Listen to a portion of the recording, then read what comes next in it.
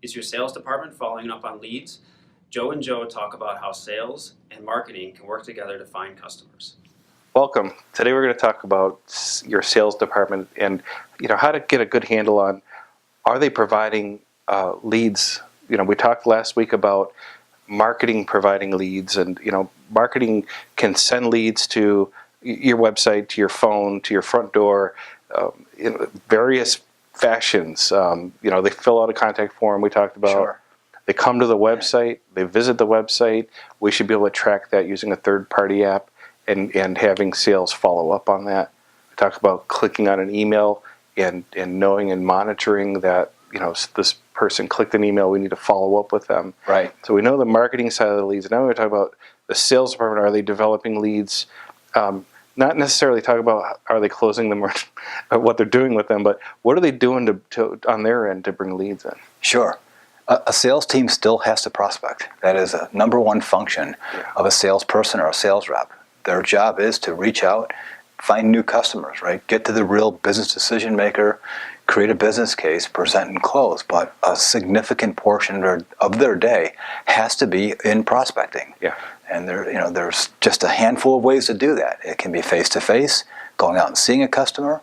It's an email. It's a phone call. It's a calendar invite. It's a LinkedIn invite, right? It's a text. It's a call. But it has to be done on a daily basis. Working through and calling on and finding customers. That's still a sales function.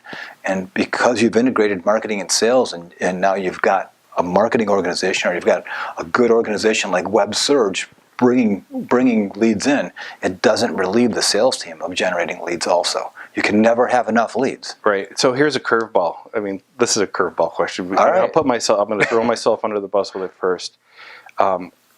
We are judged by sometimes the quality of the lead, but the amount of lead as well that we provide as a marketing agency. And each business, each niche, each business has its own niche. Each target audience, each target persona we're trying to bring in as a lead there's a different volume associated with those. So how does the business owner know? Like for me, for marketing, it's almost comparing what we've done this month to past months in providing that activity. Right. On the sales side, how are you judged? I like this one concept is that a salesperson should not go home unless they generate a new lead that day. Mm-hmm. There's so many different ways to measure it, and so many of them are not productive. That's cool. Right? X number of calls per day, or how many hours you do that. Right. I think tuning a salesperson in to not feel fulfilled, to not be fulfilled until they generate one lead each day is a very, very good way to get to what we call the top 1%er. That 1% salesperson that really has the ability to find new business, penetrate new markets, and win more sales. That's awesome. And I've seen your firm, and the reason we're working together is that that the connection between sales and marketing and the development of those leads. If the sales team can work with the marketing team closely, we have them what's called account-based marketing. Sure. Where we're working together to develop these leads, so that those individual entities can develop leads on their own, sales and marketing. Right. Sales and marketing together, when you get into an account-based marketing where we're working in unison, where we have a very specific list of names we're going after, right. And we know that on the marketing side, we can start getting your message in front of that target audience very specifically, whether it's 10 people or 100 people or 1,000 people. On the marketing side, it doesn't matter. We'll get in front of those, and we're warming up those leads for the sales department to then following in unison, making the phone calls and their planned calls. They're not just cold calls. That's right. So if you think about it, you should be going after your geography, then the industry within that geography, the targeted accounts, and the right level decision maker. And it's great to have a marketing function over the top to be able to provide messaging to them, content, blogs, all of the great stuff that a great marketing firm can do to get that stakeholder to respond. But the salespeople still have to reach out to them. Yeah. And I'll give you an example. I mean, it's in my company, we prospect together every morning, right? The first half an hour of every day, we're together as a team prospecting. So before I came here today, we prospected. And the idea is that we've got to find new leads every day. And if you're not, you're going backwards. And you can't, either party, I like the idea when both sides, marketing and sales, take 100% responsibility, then you've got 200% focus on it. Don't blame the other, right? And celebrate the win together as well. That's right. That's right. When that deal is closed, celebrate it together because it just forces both of the teams to invest further. And, So who would you account? I'll give you a scenario that happened today. I called a customer that was on my quarterly calls, and I love to make quarterly calls to customers. Whether they're billable customers or non-billing customers, they're all customers because they're in my target. And I reached out to one today, and he agreed to meet, and it's a CEO of a technology company, a perfect opportunity.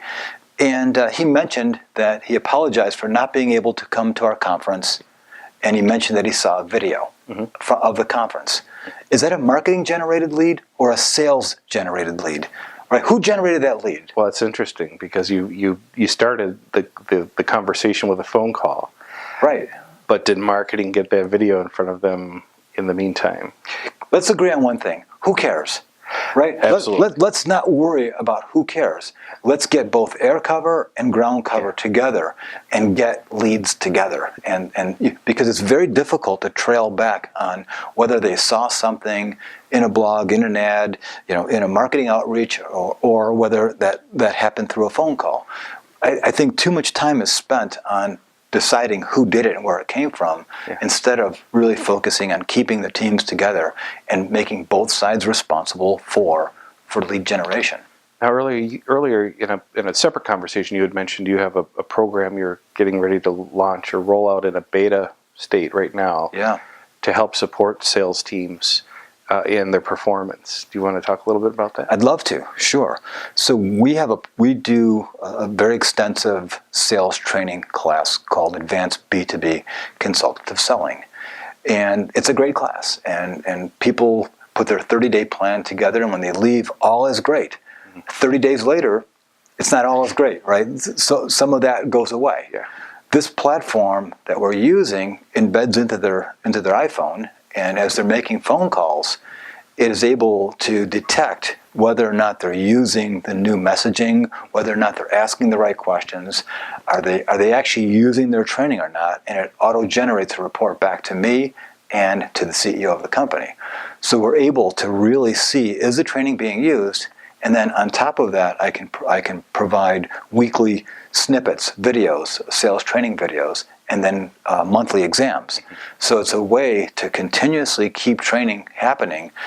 I look at it almost as an outsourced sales management function that works per salesperson. It's very affordable, and it's easy to set up. Well, I'm looking forward to becoming one of your beta testing. Yeah, let's do that one together. Sure. So we're excited about that.